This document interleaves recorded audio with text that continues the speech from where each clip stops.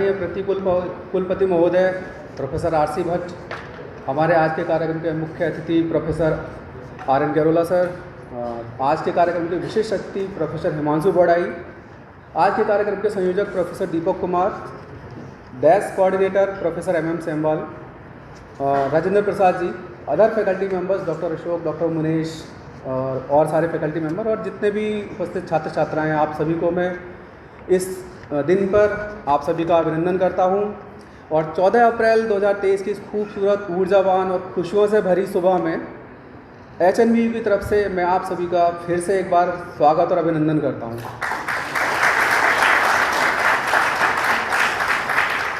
आज बड़े हर्ष का विषय है कि हम सभी यहाँ सब भारत रत्न बाबा साहब डॉक्टर भीमराव अंबेडकर का 132वां जन्मदिन मनाने के लिए एकत्र हुए हैं। आज का दिन है बड़ा महान, बनकर सूरज चमका एक इंसान, कर गए सबके भले का ऐसा काम, बना गए देश का संविधान। इस अवसर पर हमारे बीच अभी जो मैंने अतिथियों के सम्मानित अतिथियों के नाम लिए थे वो सभी हमारे बीच आ चुके हैं। तो मैं सभी अतिथियों से अनुरोध करूंगा कि वो पहले मंच पर आएं और आसन ग्रहण करें।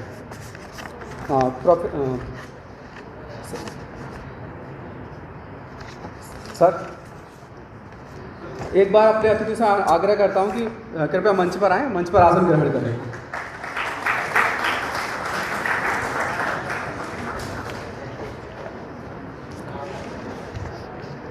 हमारे प्रति कुलपति महोदय प्रोफेसर आर.सी. भट्ट सर, मुख्य अतिथि प्रोफेसर गैरोला सर, विशिष्ट अतिथि प्रोफेसर हिमांशु बड़ाई, प्रोफेसर दीपक सर, प्रोफेसर सेमवाल सर और राजेंद्र प्रसाद जी, धन्यवाद सभी का। अब कार्यक्रम को आगे बढ़ाते हुए हम ये कहना चाहेंगे कि दीपक प्रतीक है अंधकार को मिटा के आगे बढ़ने का, प्रकाश की ओर बढ़ने का। और वो अंधकार चाहे कैसा भी हो, वो अज्ञान का हो सकता है, वो दुखों का हो सकता है या कोई और, लेकिन वो अंधकार मिटाने के लिए दीपक की ज़रूरत होती है। तो उस कार्यक्रम को शुरुआत करने के लिए परंपराओं के अनुसार हम अपने अतिथियों को आमंत्रित करते हैं कि दीप प्रज्वलन के लिए। तो सभी अतिथि से अनुरोध रहेगा कि दीप प्रज्वलन के लिए आ जाएं। और हमारे दो छात्राएं इसमें सहायता करेंगी। हाँ सर, बेटा पंखा कैंडी दे रहा।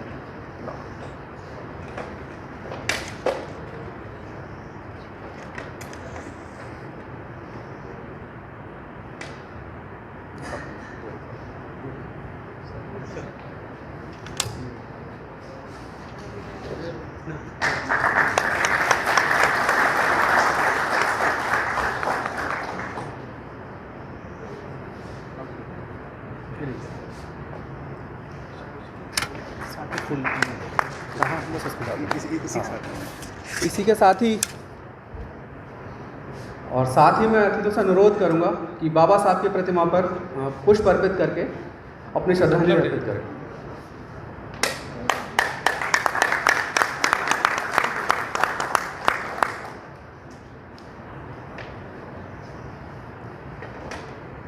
फोटो ले रहे हैं सर?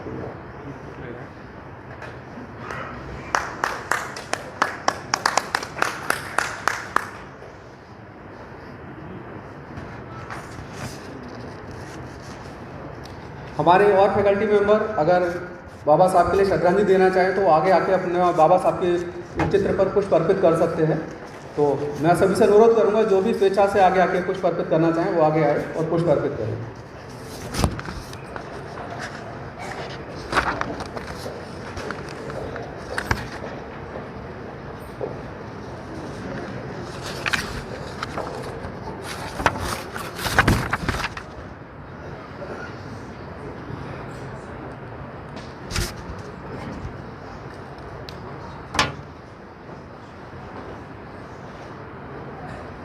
आलोक सर, आलोक सर,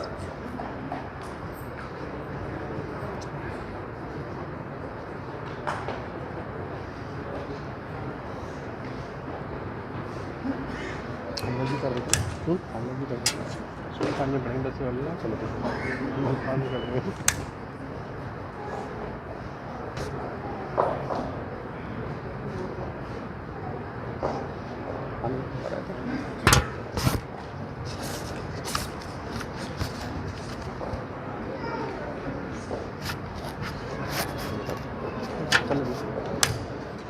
फोटोग्राफ्स को क्लिक करते रहिए, आप लोग फोटोग्राफी जरूर क्लिक करें। आप लोग अपने फ़ोन से भी फ़ोटोग्राफ लेते रह सकते हैं, वो कभी रिकॉर्ड में आगे काम ही आते हैं। आज बाबा साहब के 132वें जन्मदिन पर मैं कहना चाहूँगा कि बाबा साहब एक दूरदर्शी चिंतक, प्रगतिशील विचारक और एक कर्मठ और महान व्यक्तित्व के स्वामी थे। जो कर गुजर गए वो भीम थे, दुनिया को जगाने वाले भीम थे। हमने तो सिर्फ इतिहास पढ़ा है दोस्तों, इतिहास बनाने वाले भीम थे। तो इसी क्रम में अब आगे जैसे परंपरानुसार अब बारी है हमारे अतिथियों के स्वागत की। तो इस क्रम में पहले मैं अतिथियों का स्वागत करना चाहूँगा और सबसे पहले बुलाना चाहूँगा डॉक्टर देवेंद्र सिंह के लिए। डॉक्टर देवेंद्र सर,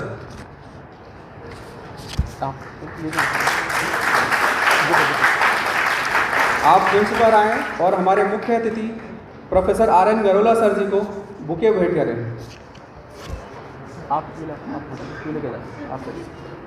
बेटा चलो, फोटोग्राफ लेते रहिए कोई।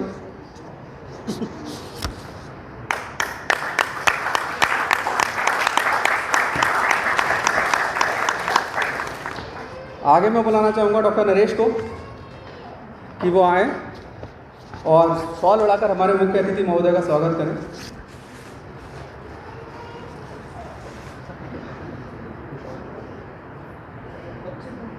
एक आप आवाज आप बुके लेके आओ, वहीं रख लो।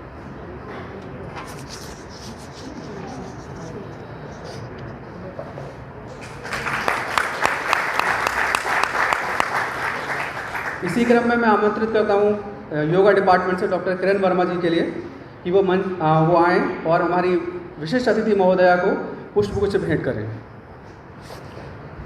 डॉक्टर किरण वर्मा।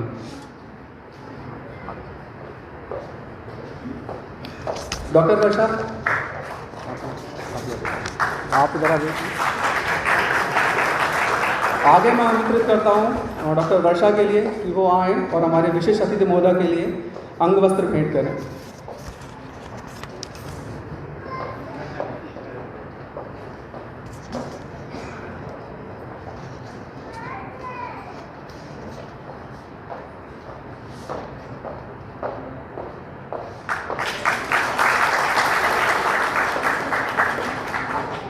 इसी क्रम में मैं आमंत्रित करता हूँ डॉक्टर दीपक सर के लिए कि वो हमारे प्रतिकुलपति महोदय प्रोफेसर RC भट्ट के लिए पुष्पगुच्छ भेंट करें। अशोक सर,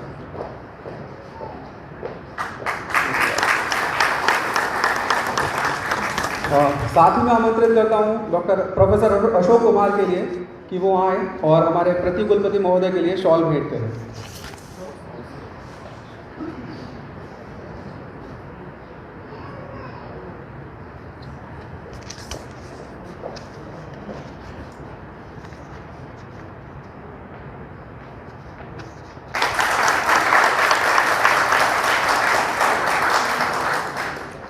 अब मैं आमंत्रित करता हूं डॉक्टर ओम प्रकाश जी के लिए कि वो आए और हमारे आज के कार्यक्रम के समन्वयक प्रोफेसर दीपक कुमार के लिए पुष्पगुच्छ भेंट करें।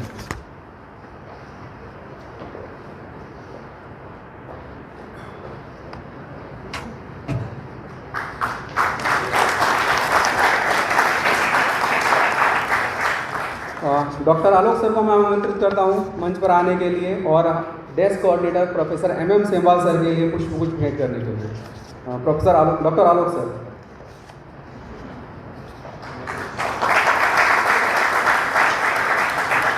आगे मैं आमंत्रित करता हूं डॉक्टर राहुल सैनी के लिए कि मंच पर आएँ और हमारे इस कार्यक्रम के आयोजक सचिव इंजीनियर राजेंद्र प्रसाद जी के लिए पुष्पगुच्छ भेंट करें।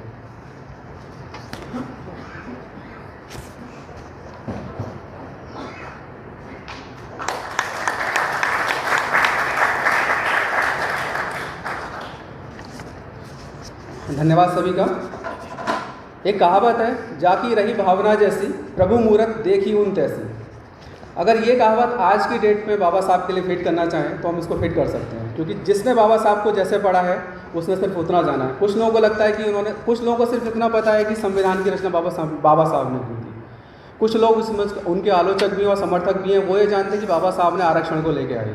ठीक है, लेकिन उसके अलावा उनके बहुत सारे पहलू हैं। सबको समानता का अधिकार दिलाना, सबको वोटिंग राइट दिलाना, वर्किंग आवर्स फिक्स करना, आपकी छुट्टी, मैटरनिटी लीव और कितने सारी चीज़ें हैं जो उन्होंने अपने समय से बहुत आगे बढ़कर सोची।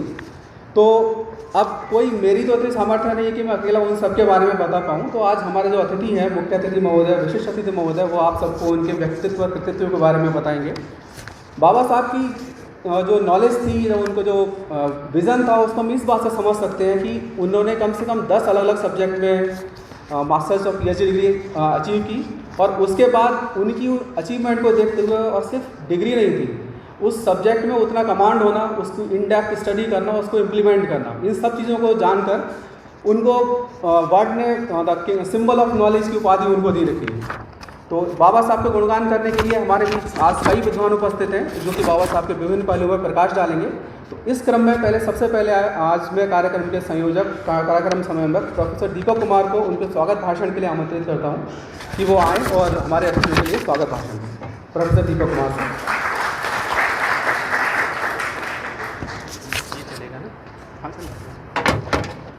Thank you Vineet, doctor Vineet.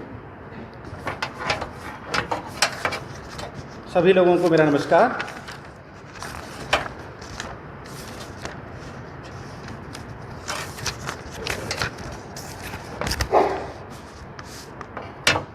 रुतबा मेरे सर को तेरे संविधान से मिला, रुतबा मेरे सर को तेरे संविधान से मिला, ये सम्मान भी मुझे तेरे संविधान से मिला।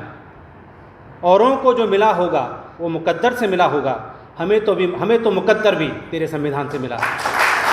बाबा साहब डॉक्टर भीमराव अम्बेडकर की 132वीं जयंती के शुभ अवसर पर मैं कार्यक्रम में उपस्थित सभी लोगों का हृदय की गहराइयों से बहुत बहुत स्वागत और अभिनंदन करता हूं।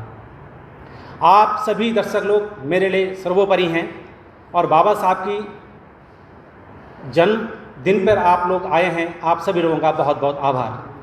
आज के कार्यक्रम की अध्यक्षता कर रहे हैं हमारे विश्वविद्यालय के प्रति कुलपति प्रोफेसर RC भट्ट साहब। मैं सर आपका बहुत बहुत स्वागत और अभिनंदन करता हूं। आपने अपना व्यस्ततम समय निकालकर हमको और हमारे बच्चों को आशीष वचन देने के लिए आप आए हैं। आपका सर बहुत बहुत आभार और बहुत बहुत हार्दिक अभिनंदन। हमारे कार्यक्रम के मुख्य अतिथि professor RN Garola sir, former dean humanities and social science, आपने हमारा आग्रह स्वीकार किया और आपने कार्यक्रम में आए आपका बहुत बहुत हार्दिक स्वागत और अभिनंदन सर। मैं आपका बहुत बहुत हृदय की गहराइयों से आपका स्वागत करता हूं।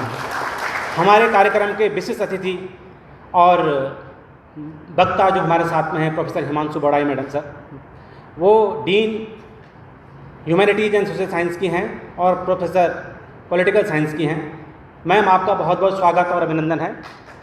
कार्यक्रम में आपका बहुत बहुत स्वागत और अभिनंदन। डेस डॉक्टर अंबेडकर एक्सीलेंस सेंटर के कोऑर्डिनेटर और पॉलिटिकल साइंस के head of the department professor Semwal sir, आपका बहुत बहुत स्वागत और अभिनंदन है सर। इस कार्यक्रम में सचिव इंजीनियर राजेंद्र प्रसाद जी, आपका स्वागत है।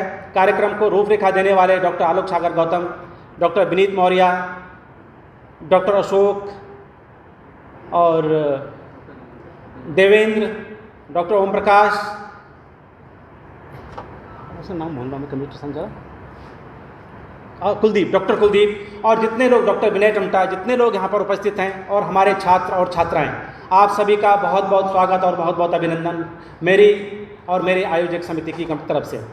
छात्रों, आज हम बाबा साहब का 132वां जन्मदिन मना रहे हैं।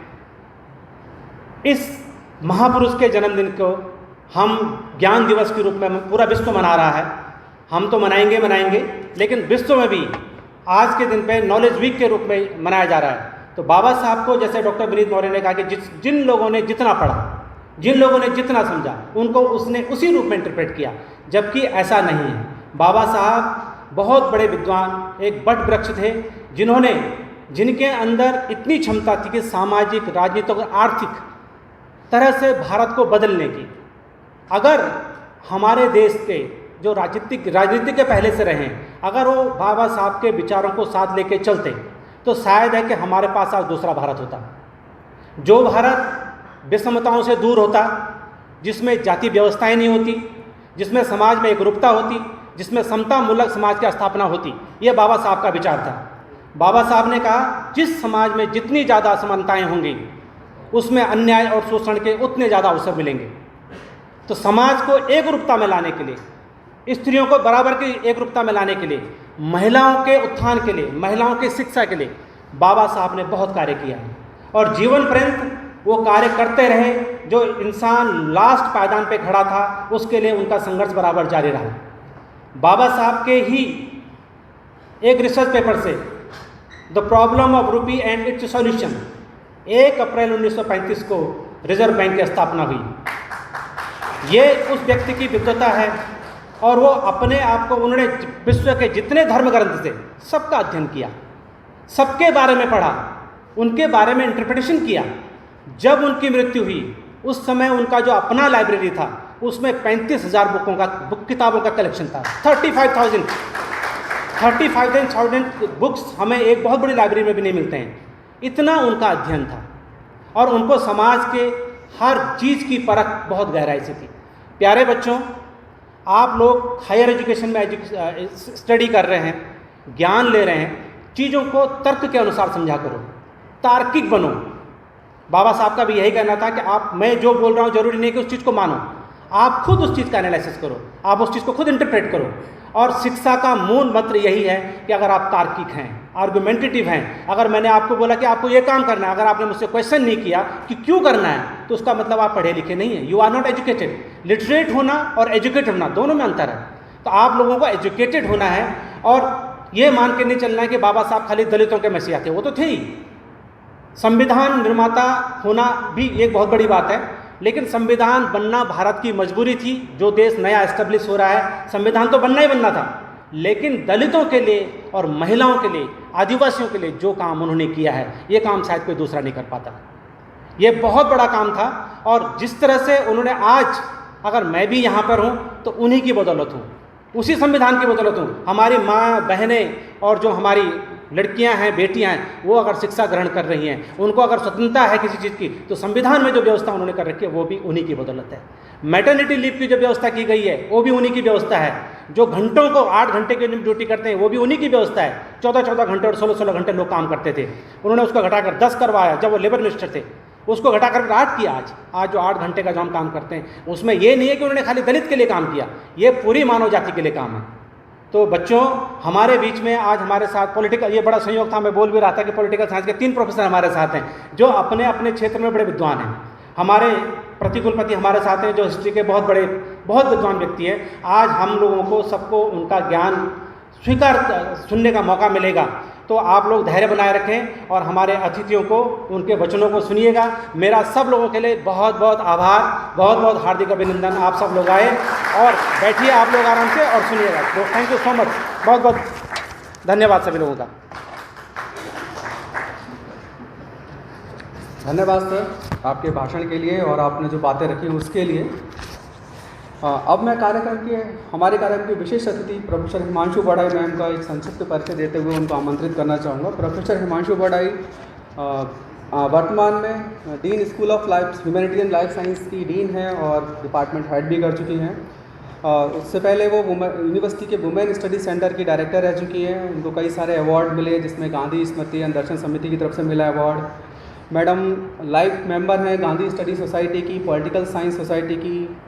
मैडम कई जगह विजिटिंग फैकल्टी रह चुकी हैं। मैडम ने 7 बुक्स, इंटरनेशनल बुक्स, कई सारे रिसर्च पेपर और कई सारी PhD गाइड की हैं। तो मैडम को सम्मान के साथ मैं आमंत्रित करता हूँ मैम आपके भाषण के लिए।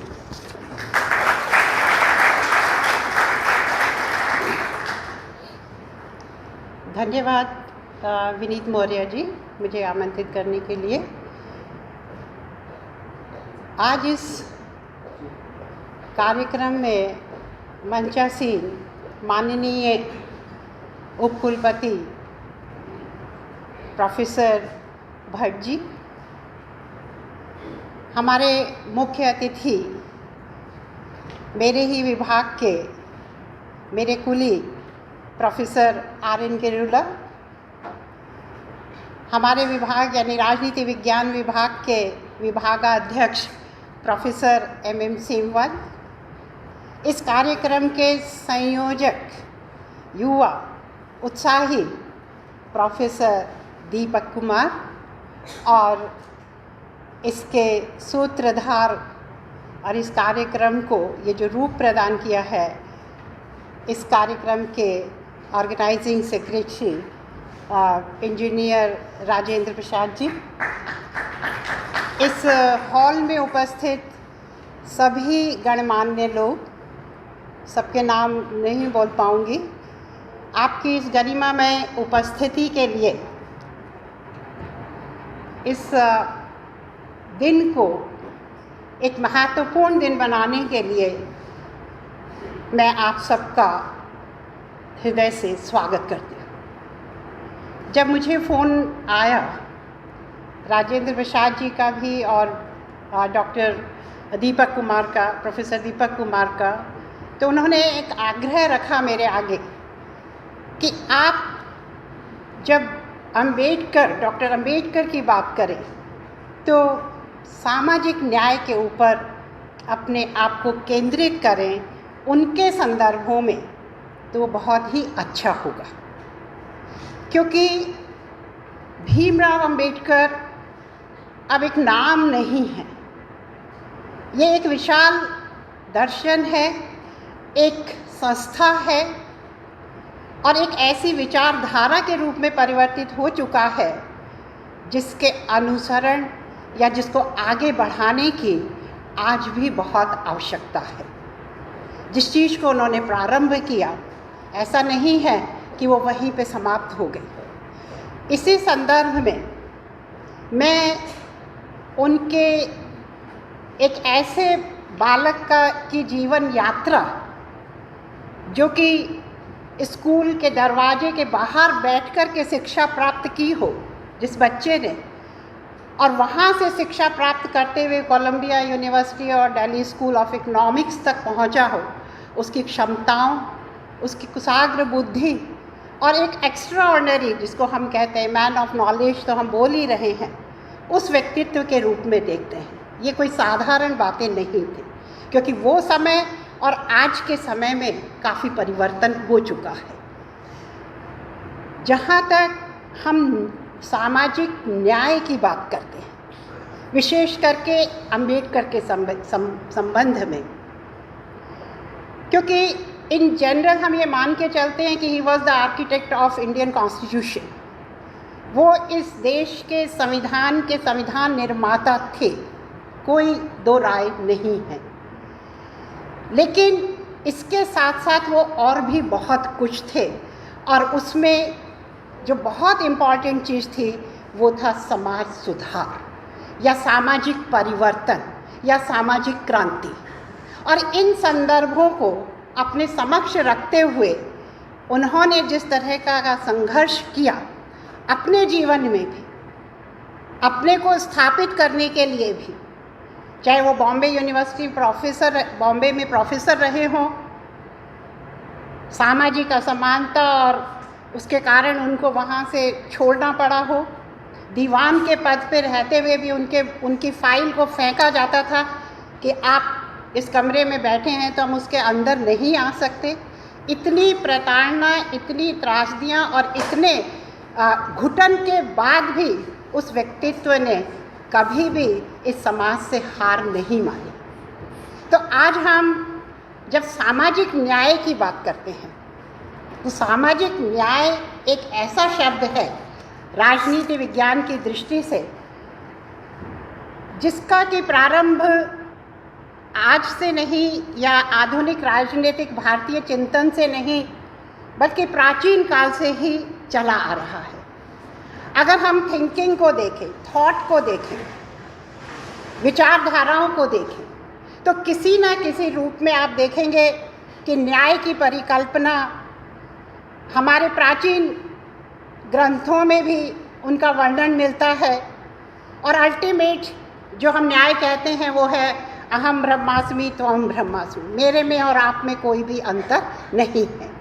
अगर मैं एंशियंट वेस्टर्न पॉलिटिक्स में जाती हूँ या थॉट में जाती हूँ, प्लेटो हो, एरिस्टोटल हो, सबने न्याय को सबसे महत्वपूर्ण माना है।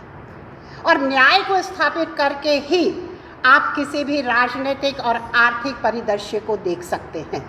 इसका उन्होंने पूर्ण रूप से क्या कहा है, इसको सपोर्ट किया है। इसी तरह जब हम थोड़ा मध्यकाल में आते हैं तो हम देखते हैं कि पूरा दर्शन हॉब्स हो, लॉक हो, रूसो हो, वो न्याय के इर्द गिर्द घूमने की ही कोशिश करता है। यानी मनुष्य को एग्जिस्टेंस दिलाना, मनुष्य को एक गरिमामय स्थान दिलाना, इसके लिए प्रयत्नशील रहता है। और आधुनिक समय में जब आप अमृता सेन की बात करते हैं या रॉल्स की बात करते हैं, तो उनके सिद्धांत पूर्णतः न्याय के ऊपर या सामाजिक न्याय के ऊपर ही टिके हुए हैं।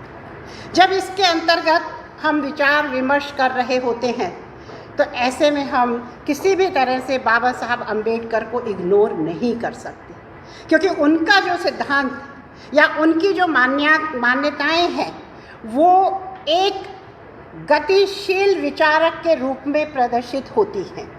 यानी कि विचार की गतिशीलता कितनी महत्वपूर्ण है, ये हमको बाबा साहब अम्बेडकर के चिंतन में दिखाई देता है। विचार कभी भी स्थायी नहीं होता या आप उसको स्टैग्नेंट नहीं कर सकते, वो हमेशा प्रवाह की तरह चलता रहना चाहिए। और ऐसा प्रतीत बाबा साहब अम्बेडकर को भी हुआ और उन्होंने इस समाज में, इस समाज के विरुद्ध, यानी इस समाज में जो भी कुरीतियाँ थी उनको समाप्त करने का बेड़ा उठाया। इसी समय में, यानी जब भीमराव अंबेडकर अपनी बातों को रखते हैं, तो वो उनका जो पहला उत्तर है या पहला उनका वो है कि राजनीतिक न्याय तभी मिल सकता है जब सामाजिक न्याय होगा।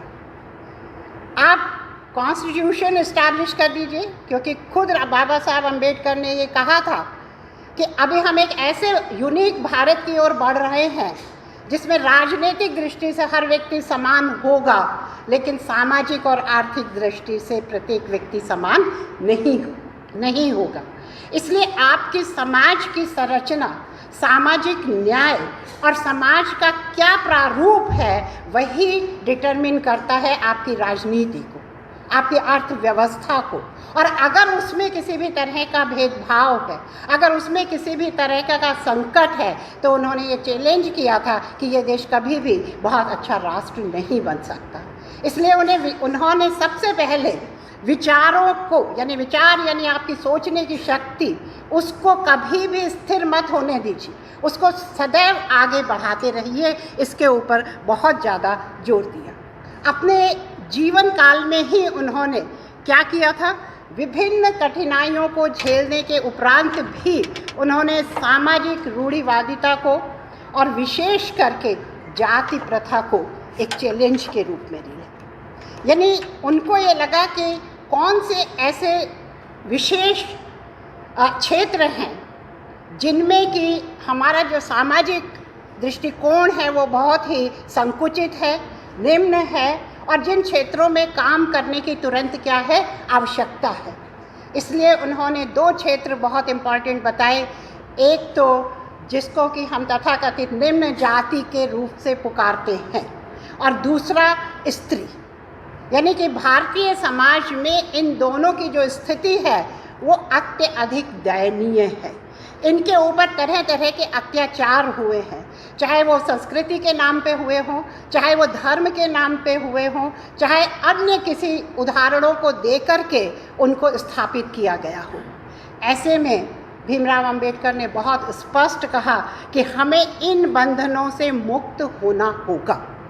और एक जो उनका जो सबसे इम्पॉर्टेंट कॉन्सेप्ट था, इसको अदरवाइज कई लोग ले लेते हैं या उसके इंटरप्रिटेशंस गलत करने लग जाते हैं, कि धर्म के वो विरोधी नहीं थे, स्वतः वो धर्म के विरोधी नहीं थे, लेकिन धर्म को माध्यम बना के जब शोषण का प्रयोग किया जाता है वो उसके विरोधी थे। यानी कभी कभी लोग कहते हैं कि वो धर्म को क्रिटिसाइज कर रहे थे, वो धर्म को कभी क्रिटिसाइज नहीं करते, लेकिन जब आप धर्म को एक साधन के रूप में प्रयोग करते हैं किसी दूसरे व्यक्ति का शोषण करने के लिए, तो वो उसका क्या करते हैं, विरोध करते हैं। उन्होंने स्पष्ट कहा कि चाहे वो आपकी दृष्टि में दलित वर्ग हो, चाहे वो स्त्री वर्ग हो, उसको समय समय पर इस तरीके से प्रताड़ित किया गया कि हमारा धर्म ये कहता है, हमारे ग्रंथ ये कहते हैं।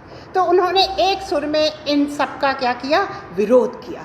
उन्होंने कहा कि धर्म ऐसा नहीं कहता, ये जो मान्यताएं हैं ये एक वर्ग के डोमिनेशन के लिए, दूसरे वर्ग को दबाने के लिए बनाई गई मान्यताएं हैं। और उसमें सपोर्टिंग जो एस्पेक्ट्स हैं आपने क्या लगा दिया, धर्म लगा दिया।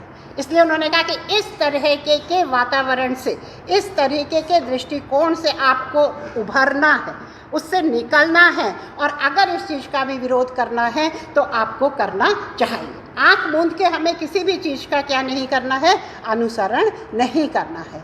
इसलिए उन्होंने जब जाति प्रथा के ऊपर कार्य किया, जो कि उनका बहुत ही इम्पॉर्टेंट काम है, उसको लेते हुए उन्होंने अनेक पुस्तकें भी लिखी। अभी दीपक जी ने एक उदाहरण दिया कि उन्होंने रूपी पे काम किया, लंदन स्कूल ऑफ इकोनॉमिक्स में जब वो थे, वो उनका एक बहुत बड़ा योगदान था। लेकिन इसके अतिरिक्त उन्होंने जब कास्ट इन इंडिया, जो जाति व्यवस्था है भारत में, अपनी वो पुस्तक सामने लाए। इसी तरह उन्होंने एनिवेशन ऑफ कास्ट, यानी कि जाति प्रथा के संदर्भ में हु वर शूद्रास, ये भी उन्होंने एक्सप्लेन किया, और ये भी बताया कि अनटचेबल इन इंडिया, यानी कि जिनको आप अनटचेबल कहते हैं। देखिए, अनटचेबल जो है वो और भी खतरनाक चीज़ थी। यानी 4 तो आपके मान्य दृष्टिकोण थे कि ब्राह्मण है, राजपूत है, और बनिया है, और शूद्र है। लेकिन उसके अतिरिक्त एक ऐसा वर्ग भी था जो कि आउटकास्ट था, यानी जिसकी कोई कास्ट ही भी नहीं थी, उसको हमने कहीं गणना ही नहीं किया था, और उसको हमने वो होने के नाते अनेक चीज़ों से क्या किया, वंचित किया, चाहे वो फिर आर्थिक रही हो, चाहे राजनीतिक रही हो, और चाहे सामाजिक रही हो। इसलिए उन्होंने इन पुस्तकों के माध्यम से, क्योंकि उन्होंने ये माना कि ये व्यवस्था है, लेकिन हमें ये एक्सप्लोर करना पड़ेगा कि ये क्यों है, ऐसा क्या हमने वातावरण बनाया या क्या परिस्थितियां ऐसी बनाई जिनके कारण इस व्यवस्था का क्या हो गया, उदय हो गया। तो वो उस दृष्टि से इतनी गहराई में जाकर के क्या करते हैं, अध्ययन करते हैं। और इसीलिए उनको ये अनुभव हुआ कि जाति व्यवस्था को हमें क्या करना पड़ेगा, समाप्त करना पड़ेगा। और उन्होंने उसके लिए एफर्ट्स भी किए, और वो एफर्ट्स उनके जो शुरू हुए थे आज भी बहुत महत्वपूर्ण है। इसीलिए उन्होंने बहिष्कृत हितकारिणी जो अपनी सभा की स्थापना करी थी 1924 में, उसका सीधा संबोधन यही था कि इसको किस तरीके से काम करना है इस छुआछूत व्यवस्था के विरुद्ध। इसी तरह से उन्होंने 1930 में जब मंदिर में प्रवेश किया, क्योंकि मंदिर में प्रवेश तो बहुत ऐसा माना जाता था कि संभव ही नहीं है, लेकिन बाबा साहब अम्बेडकर ने उस व्यवस्था को ललकारते हुए कहा कि नहीं, हमें मंदिर में जाने का क्या होना चाहिए, अधिकार होना चाहिए। और उसको एक सत्याग्रह के रूप में उन्होंने प्रदर्शित किया। क्योंकि मैं आपको ये भी बता दूं कि बाबा साहब अम्बेडकर हिंसात्मक क्रांति के समर्थक नहीं थे। बाबा साहब अम्बेडकर समाजवादी विचारधारा से बहुत प्रभावित थे। कभी कभी लोग उनको मार्क्सिस्ट उसमें भी देखते हैं, लेकिन उन्होंने उन समानताओं को, जिसको कि हम अवसर की समानता कहते हैं, वो समान रूप से सबको प्राप्त होनी चाहिए, इसके ऊपर जोर दिया। लेकिन उन्होंने कभी भी खूनी क्रांति को प्रोत्साहित नहीं किया।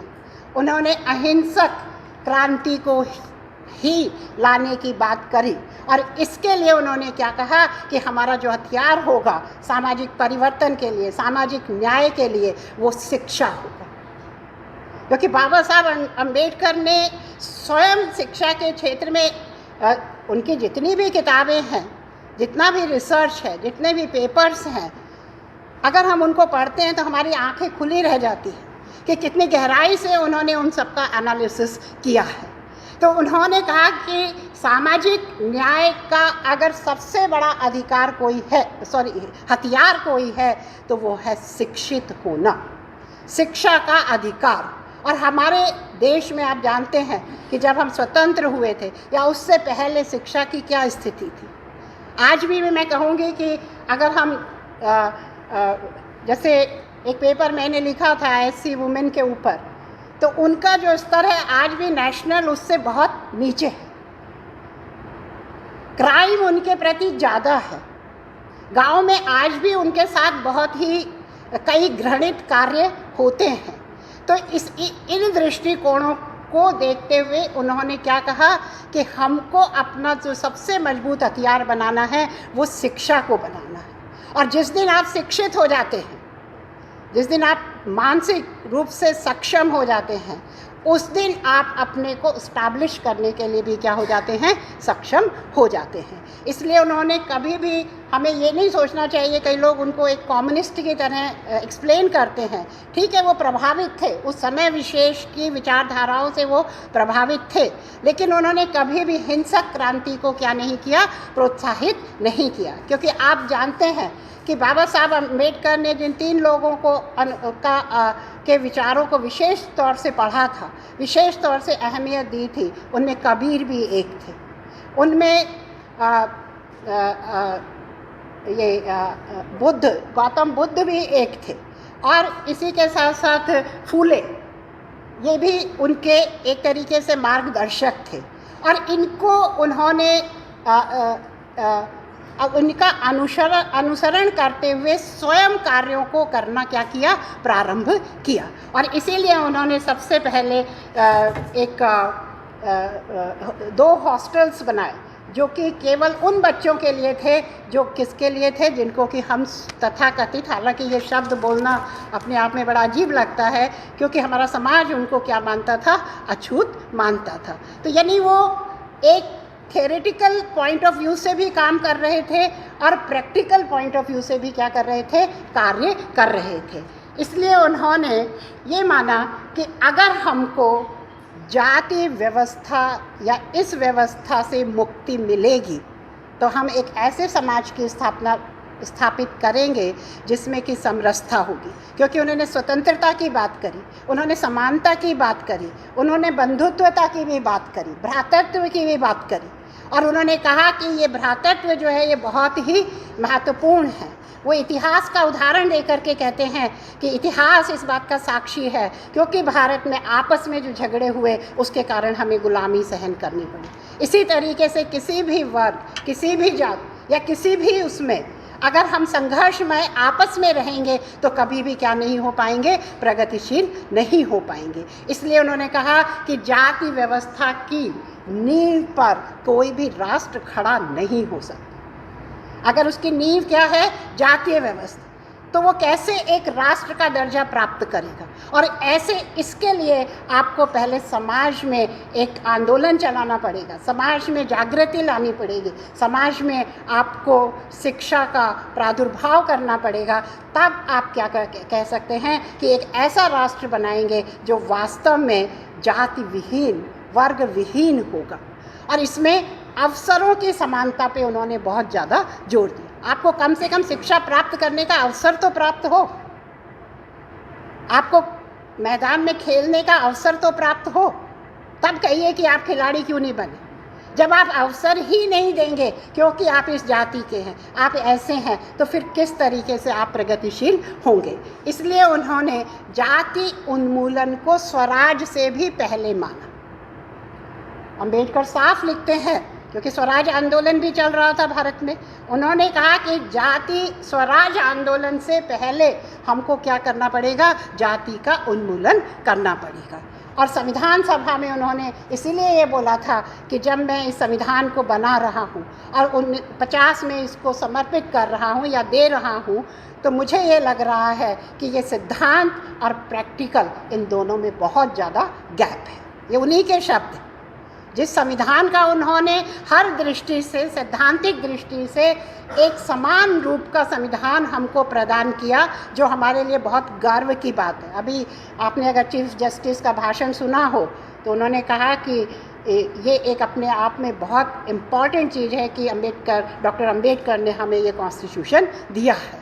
तो ये जो उनका दृष्टिकोण था कि एक तरफ जो संविधान हमने बनाया है वो सैद्धांतिक दृष्टि से बहुत अच्छा है, लेकिन दूसरी तरफ जिस समाज में हम उसको लागू करने के लिए जा रहे हैं उसमें क्या है, विरोधाभास है। और उसको पूर्ण करने के लिए, उसको स्थायी करने के लिए ऐसा नहीं है कि प्रयत्न नहीं हुए। स्वतंत्रता के बाद से आज तक इस चीज़ के लिए बहुत सारे क्या हुए हैं, प्रयत्न हुए हैं। किसके लिए? कि हम सामाजिक समन्वय को स्थापित करें। यहाँ पे आर्थिकी को भी हम पीछे रख देते हैं, क्योंकि सुप्रीम कोर्ट का आप देखेंगे एक डिसीजन था कि अर्थ से कोई मतलब नहीं है जब तक कि आपकी मानसिकता में क्या नहीं होता है, परिवर्तन नहीं होता है। आर्थिक दृष्टि से चाहे कोई कितना भी रिच है, लेकिन अगर मानसिक दृष्टि से आप ग्रसित हैं और कहते हैं कि यह अछूत है, ये मेरे पास नहीं बैठ सकता, आप उस पानी में नहीं जा सकते, आप उस मंदिर में नहीं घुस सकते। और यदा कदा आज भी हमारे पास ऐसी सूचनाएं आ जाती हैं कि टिहरी में एक व्यक्ति कुर्सी में बैठ गया तो उसको आपने जान से मार दिया, आपने पानी छू दिया तो आप उसको इग्नोर कर रहे हैं। ये हमारे समाज के लिए एक शर्म की बात है। और इसके लिए अभी डॉक्टर अंबेडकर का कार्य जो है वो पूरा नहीं हुआ, लेकिन हमारे पास एक सशक्त संविधान है। सरकारें भी उसके लिए प्रयत्नशील हैं कि किस तरीके से इक्विटी का कॉन्सेप्ट ला करके उनको क्या किया जाए, सपोर्ट किया जाए। इसलिए डॉक्टर अंबेडकर ने इस जाति व्यवस्था और समाज को समानता, स्वतंत्रता, विश्व बंधुत्वता के ऊपर खड़ा माना, और जब तक ये खड़ा नहीं होता है तब तक आप न्याय की बात नहीं कर सकते हैं। दूसरा जो उन्होंने बहुत इम्पॉर्टेंट एस्पेक्ट उठाया था वो था महिलाओं का, महिलाओं के ऊपर होने वाले अत्याचार। इस देश की आधी आबादी जो है वो महिलाओं की है, और उन्होंने ये माना कि महिलाओं के साथ भी अच्छा उनके अधिकारों का हम उस तरीके से नहीं दे पाए हैं जिस तरीके से उनको देना चाहिए। क्योंकि उन्होंने कहा कि मैं अगर मूल्यांकन करूंगा किसी समाज का तो मैं महिला के मूल्यांकन से उस समाज को देखूंगा कि महिला के क्षेत्र में आपने कितनी प्रगति की है, कितनी उन्नति करी है, महिलाएं क्या स्वावलंबी हुई हैं, महिलाएं क्या स्वतः निर्णय लेने में सक्षम हैं, क्या उनकी अपनी एग्जिस्टेंस इस समाज में है या नहीं है। अगर ऐसा नहीं है तो वो भी क्या बनी है, अत्याचार की भागी बनी है। और इसीलिए एक बार मैं आपको सुन रही थी राजेंद्र प्रसाद जी को, तो हम डिस्कस भी कई दफ़े करते हैं बातों को, तो जो हिंदू कोड बिल था जिसको इसके सामने रखा गया था, प्रारूप समिति के सामने रखा गया था, जिसमें उन्होंने इन स्पेसिफिक चीज़ों को उस समय रखा कि किस तरीके से संपत्ति के ऊपर महिला का अधिकार होना चाहिए, उसका एक क्लियर हमको संवैधानिक और एक दस्तावेज तैयार करना चाहिए। किस तरीके से महिला को तलाक और वो लेने की क्या है, स्वतंत्रता है। इन उसके जो जितने भी मानवीय अधिकार हैं उनको स्थापित किया जाए। लेकिन उस समय के दकियानूसी विचार और कुछ लोगों का बहुत ज़्यादा रिजिड होने के कारण वो बिल क्या हो गया, फेल हो गया। हालांकि धीरे धीरे करके फिर हमने अमेंडमेंट से और इनसे उन चीज़ों को स्थान दिलाया है, अभी कुछ उसमें फिर से क्या है, बाकी है। तो महिलाओं के संदर्भ में जो महिलाओं का शोषण है, महिलाओं के ऊपर जो अत्याचार है, उसको उन्होंने स्पेसिफिक रूप से इंगित किया है और ये माना है कि ये दोनों जैसे एक गाड़ी के दो पहिए होते हैं उसके समान है, और जब तक वो स्तर नहीं आता है तब तक हम महिलाओं के साथ न्याय की बात नहीं कर सकते। वहाँ भी उन्होंने यही कहा कि उनको शिक्षा देनी होगी, संगठन बनाने होंगे, सक्रियता होगी, विचारों को निरंतर चलने दिया जाएगा, उनको किसी भी तरह से रिजिडिटी के बंधनों में बांधा नहीं जाएगा, तभी हम क्या हो सकते हैं, प्रोग्रेसिव होंगे। और इसीलिए उन्होंने संविधान के अंतर्गत इन सब चीज़ों को स्थापित करने का पूरा क्या किया, प्रयत्न किया और किया भी। हमारे पास हमारा कॉन्स्टिट्यूशन आज भी एक ऐसा हथियार है जिसके माध्यम से हम कॉन्स्टिट्यूशनल मीन्स से भी क्या कर सकते हैं, लड़ाई कर सकते हैं। और ये उनकी बहुत ही महत्वपूर्ण क्या थी, देन थी। तो ये जो दो चीज़ें हैं, क्योंकि अंबेडकर इतने विस्तृत हैं कि हर पहलू को अगर हम लेते हैं तो बहुत, इकोनॉमिक्स को अगर लेते हैं तो उनकी जो विद्वता थी, उनके जो उस क्षेत्र में काम था वो अपने में एक्स्ट्रा ऑर्डिनरी था। क्योंकि जो बालक Columbia university, London school of economics और उसके बाद आपके कानून मंत्री, उससे पहले दीवान, किन किन पदों को उन्होंने सुशोभित नहीं किया, और उन सब पदों को सुशोभित करते हुए भी वो अपना सामाजिक न्याय और न्यायिक समाज की स्थापना के लिए क्या रहे, संघर्षशील रहे।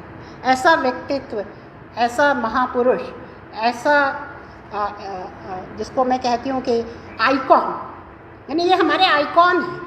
कभी कभी हम इनके ऊपर लड़ते हैं, झगड़ते हैं, इनसे कोई फ़ायदा नहीं है। ये हमारे एक तरीके से हमें बहुत बड़ा वरदान है और हमें उनको वरदान मानते हुए एक एसेट के रूप में क्या करना चाहिए, प्रयोग करना चाहिए। प्रयोग का मतलब है उनसे प्रेरणाएं लेनी चाहिए और उन प्रेरणाओं के माध्यम से एक सुसंस्कृत, एक समाज, एक ऐसा समाज जो कि पूर्णतः न्याय के ऊपर क्या हो, स्थापित हो, उसको स्थापित करना होगा। इन्हीं शब्दों के साथ मैं आप सबका बहुत बहुत धन्यवाद करती हूँ।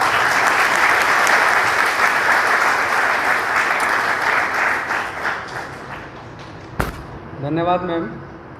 आपने जो बाबा साहब के बारे में इतने थोड़े समय में जो इतनी डीप बातें बताई कि उनका क्या क्या योगदान अलग अलग सामाजिक क्षेत्रों में, उसके बारे में हम सब बहुत आभारी हैं। और आपने जो एक बात बताई कि बाबा साहब अम्बेडकर के बारे में, कि जो उनकी अद्वितीय क्षमता थी कि जो बच्चा स्कूल के बाहर बैठ के पढ़ा हो और वो इस स्तर तक पहुंच जाए कि एक संविधान लिखे और उसको दुनिया में ज्ञान का प्रतीक माना जाए, तो ये हम सब के लिए एक प्रेरणा की बात है कि हम तो फिर भी स्कूल के अंदर है, तो हमको आगे पहुंचने का रास्ता कितना है। ठीक है, तो अपने अपने क्षेत्र में अच्छे से पढ़िए, आगे बढ़िए। तो धन्यवाद मैम एक बार फिर आपके सब भाषण का।